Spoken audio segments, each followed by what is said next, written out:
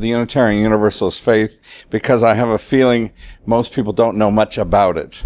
Even when you sometimes ask Unitarian Universalists, they don't know much about it. So I'm going to talk about our faith and how it relates to the topics of racism and environmental justice. We're guided by 7 principles, and I was thinking actually as Ming was speaking about the issues of water, your relationship to water probably changes on how abundant or scarce water might be in your locality. And our principles do change. Many of us sort of believe that principles are principles and they last for an eternity.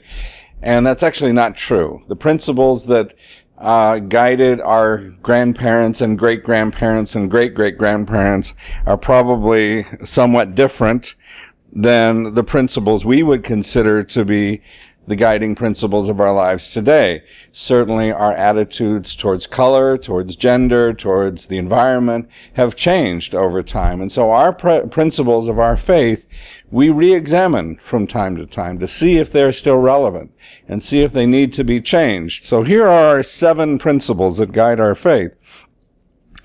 We affirm and promote the inherent worth and dignity of every person. Justice, equality, and compassion in human relations, acceptance of one another and encouragement to spiritual growth in our congregations, a free and responsible search for truth and meaning, the right of conscience and the use of the democratic process within our congregations and in society at large, the goal of world community with peace, liberty, and justice for all, respect for the interdependent web of all existence of which we are a part. Clearly, the first principle of the inherent worth and dignity of every person certainly impacts on the whole issue of racism. We don't accept it. We insist on the inherent worth and dignity of every person. And the last principle, the respect for the interdependent web of all existence of which we are part, certainly has very strong ramifications on the whole issue of environmental justice. We look at different sources for inspiration. Again, many religions will have one book or one counsel or one something to guide their principles, and we look at several sources, and they are direct experience of that transcending mystery and wonder affirmed in all cultures, which moves us to a renewal of the spirit and an openness to the forces which create and uphold life. Again, a very environmentally strong statement there. And I'm quoting actually from the Unitarian Universalist Association's printed documentation on this. Words and deeds of prophetic women and men which challenge us to confront powers and structures of evil with justice, compassion, and the transforming power of love. So we are called upon to engage with powers that be and to seek justice. Wisdom from the world's religions, which inspires us in our ethical and spiritual life. So we look at all religions to find sustenance and to sustain our own spiritual growth. Jewish and Christian teachings, which call us to respond to God's love by loving our neighbors as ourselves. Humanist teachings, which counsel us to heed the guidance of reason and the results of science and warn us against idolatries of the mind and spirit. Spiritual teachings of earth-centered traditions, which celebrate the sacred cycle of life and instruct us to live in harmony with the rhythms of nature. These principles and sources of faith are the backbone of our religious community. So you can see in that the very intertwining of both human justice, human rights, and environmental justice. We're a denomination that lives very much in the present, in relationship with life and all that is around us and the earth that sustains us. We may or may not believe in God or gods, but while God may be responsible for cosmic things, we are responsible for ourselves and for those around us and for the earth that sustains us. There's a story that we love to tell about Ralph Waldo Emerson, who was a Unitarian poet, and he was on his deathbed, and they asked him, "Do you think you're going to heaven?" And he gave a very Unitarian answer. He said, "I haven't finished this life yet. Give me a chance." And that's very much how we live our lives. We live our lives in the present. Don't think very much about the afterlife. We figure that's going to happen when it happens. But our responsibility is for what we are doing right now. And it's for our life in the present that we preoccupy ourselves. And if we are confident that if we're doing the right things, that the afterlife will be what it ought to be. We have several Unitarian Universalist Association programs dealing with both human rights and with the environment. We have a Ministry of Earth, which is solely looking at environmental justice issues. And we have green sanctuaries. It's one thing to sort of preach to governments and to people about environmental justice, but if we don't make our own sanctuaries, our own congregations environmentally friendly, then that's somewhat hypocritical. So we try to make sure that all of our churches use solar power, use sustainable sources of power, that we have insulation, that we do everything we possibly can within our sanctuaries to be environmentally just and to be safe and to conserve the environment. We also have committees on anti-racism, Ministry for Anti-Racism and Multiculturalism. We very much look at human rights as one of the primary sources of our activities, one of the primary activities that we have. It's imperative, and I've noticed this, it's imperative that all of us work together. And I'll relate a couple of experiences. One, I had a climate change workshop at our General Assembly, and it was packed. It was full of people. And sort of the attitude of the audience was that the only thing we ought to be working on is climate change. And if we don't work on climate change, we're all going to die. And I noticed as I looked out on the audience, there was nobody there of color at all.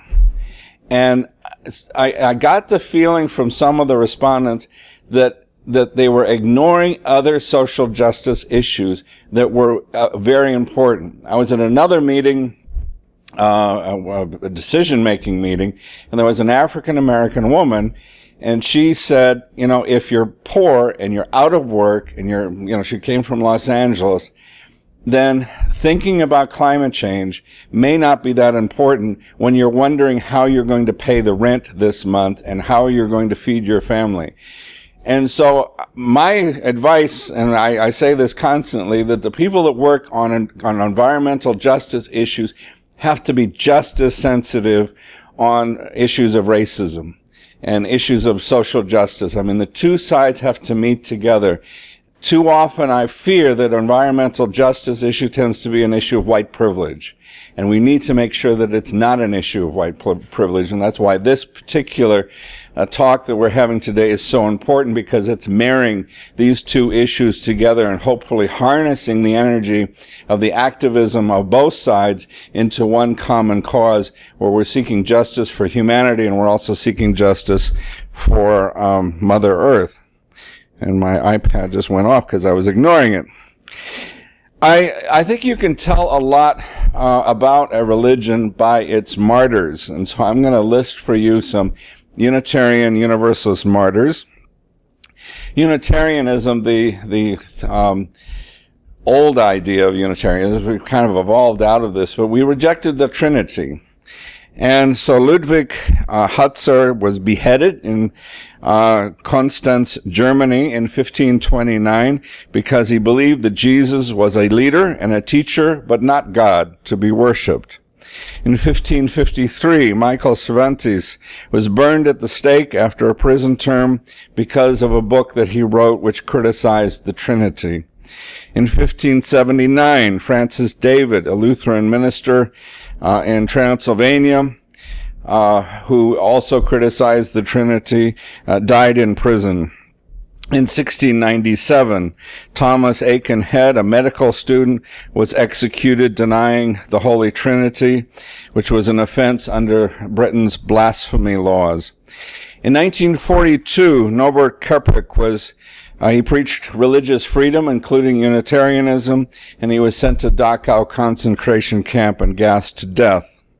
In 1965, Viola Luzio, a 39-year-old white mother and a civil rights worker from Detroit, came to Alabama to help with voter registration. She was murdered on March 25, 1965, en route to a civil rights meeting. In 1965, James Rebb, who was a Unitarian Universalist minister, was clubbed to death in Selma, Alabama, after responding to a call by Reverend Martin Luther King for a second Selma to Montgomery march. Selma's public hospital refused to treat Reverend Rebb, who was taken to University Hospital in Birmingham 2 hours away, and Reverend Reeb died on Thursday, March 11th, 1965, with his wife by his side. His death inspired thousands to join Martin Luther King in a successful third march on Montgomery. In 1988, Toribo Kimada, founder of the Unitarian Universalist Church in the Philippines, was shot on Negros Island by unknown assailants who apparently were reacting to his ministry on social justice. In 2008, Greg McKendry and Linda Krieger were members of the Tennessee Valley Unitarian Universalist Church in Knoxville, Tennessee. And there was a man who walked into the congregation and just started shooting at everybody in the congregation. And when the police searched his residence, he had been listening to hate radio and television shows, and he wanted to kill gays and liberals, and he figured the best place to find them was a Unitarian Universalist church. Decades after the murders in Selma, Reverend James Reeb and Viola Grieg Lazio were remembered for their sacrifices. In March of 1965, the two brave Unitarian Universalists answered the call of Reverend Dr. Martin Luther King to witness for justice in Selma, where they were killed by white racists in separate tragic attacks. Reeb and Luzio left their homes in Boston and Detroit to protest the murder of Jimmy Lee Jackson in the mass beatings of protest marchers on Bloody Sunday. On March 9th, 1965, Reeb and two other Unitarian Universalist ministers were attacked when they exited a diner owned by African Americans. Reeb died in the Birmingham hospital on March 11th. Dr. Martin Luther King delivered Reeb's eulogy in a sermon calling on all Americans to work on behalf of civil rights. On March 25th, Viola was shot and killed by members of the Ku Klux Klan while she was driving African-American protesters in her car. Reverend Ralph Mario, he was then a young Unitarian Universalist divinity student, was with Reeb in Selma up until the hour before he was attacked. And Mario said the murder of Jim Reeb galvanized the Johnson administration to support voting rights efforts to a degree that it had previously shirked. That week in Selma, I saw John Doerr, Assistant to Attorney General Robert F. Kennedy, on the phone to the White House describing the actions of the thugs who had been deputized to terrorize the marchers. The Reverend Bill Sinkford, who was our immediate past denominational president and our first African-American president, honored the anniversary of these Selma martyrs with the words saying, "The best memorial to the Selma martyrs is a rededication of our lives to the cause of justice for which they died." So we have a responsibility in this life, here and now, to care for our fellow human beings and for the earth that sustains us. No God or thoughts of an afterlife can absolve us of our duty to reach out to each other regardless of gender, race, ethnic origin, sexual orientation, or gender identity. Our duty is evident to care for our planet, which may be the only home our kind will ever know. Thank you.